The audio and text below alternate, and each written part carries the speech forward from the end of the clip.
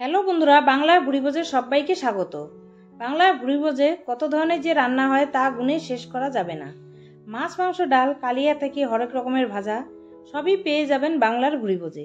তবে আপনারা অনেকেই জানেন কালিয়া বলতেই অনেক রকম উপকরণ লাগে।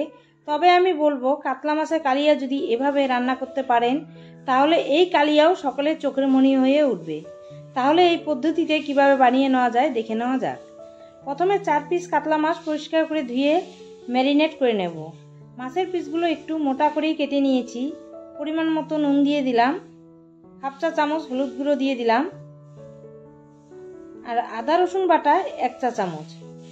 তারপর সামান্য তেল দিয়ে ভালো করে মেখে নেব।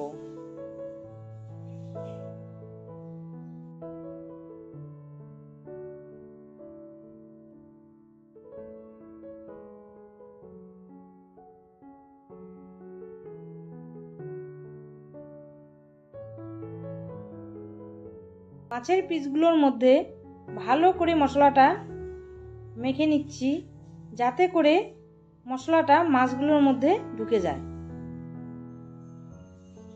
এবার 10 মিনিটের জন্য ঢাকা দিয়ে রাখবো। তারপর কড়াই বসিয়ে 4 টেবিল চামচের মতো সরষের তেল দিয়ে গরম করে নেব। তেলটা গরম হয়ে গেছে, এবার আমি মশলা মাখিয়ে রাখা মাছটা ভেজে নেব।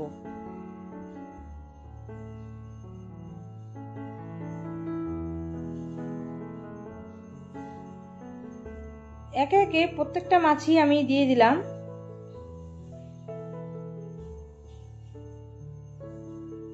এক পাশ ভাজা হয়ে গেছে, উল্টে আর এক পাশ ভেজে নেব।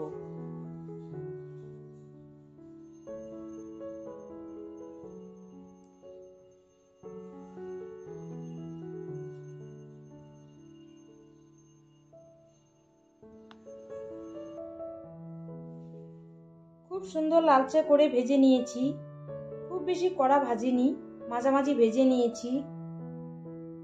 এই তেলের মধ্যেই আমি পুরো রান্নাটা করব। সম্পূর্ণ মাছটা তুলে নিয়ে এবার ফোড়নের জন্য দিয়ে দেব একটা তেজপাতা, একটা দারচিনি স্টিক, 5টা এলাচ, সামান্য জয়িত্রী ফুল, 4-5টা গোলমরিচ, 4-5টা লবঙ্গ আর একটা শুকনো লঙ্কা। এবার ফোড়নটা কয়েক সেকেন্ড ভেজে নেব।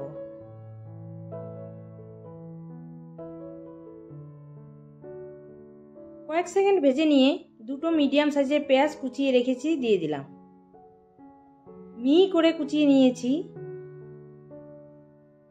এবার পেঁয়াজটাও হালকা লালচে করে ভেজে নেব।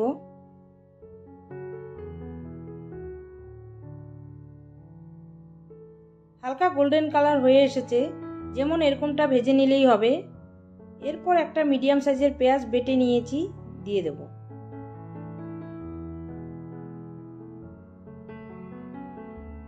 আবারও আমি ভালো করে নাড়াচাড়া করে 2-3 মিনিট কষাবো।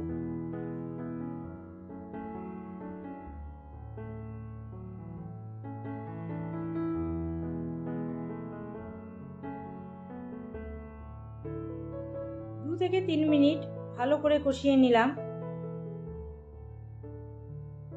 তারপর 2 টেবিল চামচ আদা রসুন বাটা দিয়ে কিছুক্ষণ কষাতে হবে।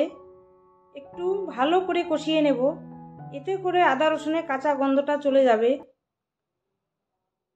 আর বন্ধুরা, মশলা কষানোর সময় মিডিয়াম আঁচে কষাবো, এতে করে মশলাটা পুড়ে যাবে না, ভালো করে কষবে।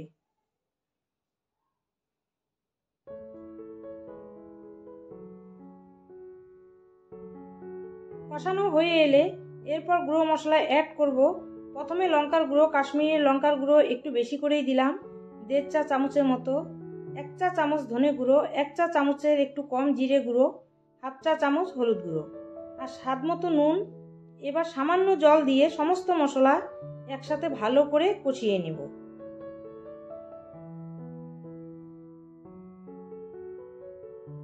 সমস্ত মশলা একসাথে ভালো করে মিশিয়ে নেব।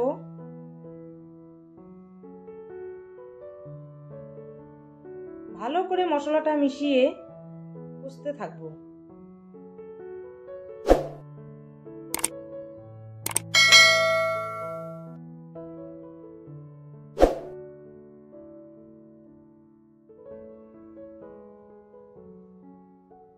প্রায়ই কষানো হয়ে গেছে, মশলা থেকে তেল ছাড়তে শুরু করছে। এবার দুটো মিডিয়াম সাইজের টমেটো পেস্ট করে নিয়েছি, দিয়ে দিলাম। আবারও 2 মিনিট মশলাটা কষিয়ে নেব। আর আঁচটা মিডিয়াম আঁচেই রেখে রান্নাটা করতে হবে।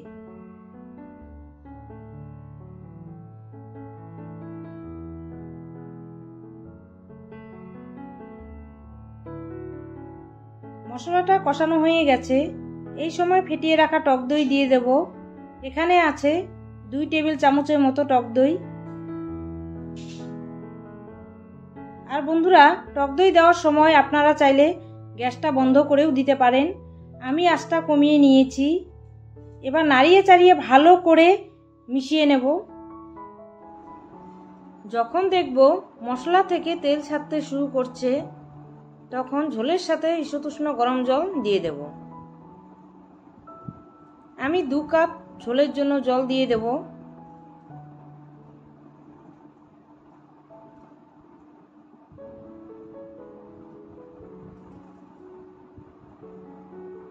এবার নাড়িয়ে চাড়িয়ে ঝোলের সাথে মশলাটা মিশিয়ে নেব। আর ঝোলের জন্য জলটা কিন্তু গরম জলই দেবেন, তাহলে ঝোলের স্বাদ আরো দ্বিগুণ বাড়িয়ে দেয়। ঝোল ফুটতে শুরু করছে। এই সময় আগে থেকে ভেজে রাখা মাছটা দিয়ে দেব।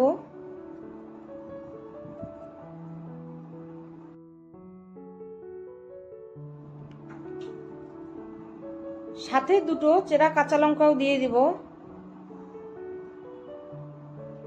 আবারও নাড়িয়ে চাড়িয়ে মিশিয়ে নেব।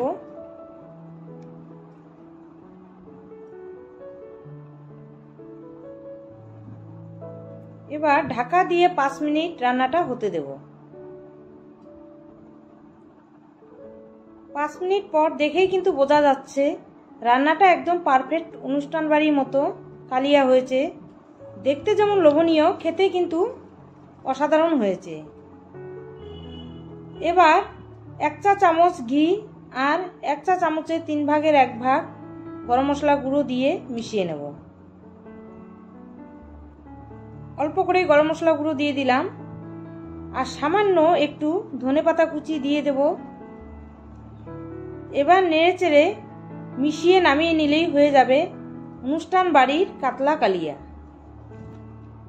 এই রেসিপিতে বেশি কিছু উপকরণ লাগে না, একদম ঘরোয়া পদ্ধতিতে তৈরি করে নেওয়া যায়। তাহলে বন্ধুরা, রেসিপিটা যদি ভালো লেগে থাকে লাইক, কমেন্ট, শেয়ার আর সাবস্ক্রাইব করার অনুরোধ রইল। পাশে থাকা বেল আইকনটা অবশ্যই প্রেস করে দেবেন, কারণ আমি চ্যানেলে যখনই কোনো নতুন রেসিপি শেয়ার করব খুব তাড়াতাড়ি আপনাদের কাছে পৌঁছে যাবে। আজকের মতো এই পর্যন্তই। ভালো থাকবেন, সুস্থ থাকবেন। ধন্যবাদ।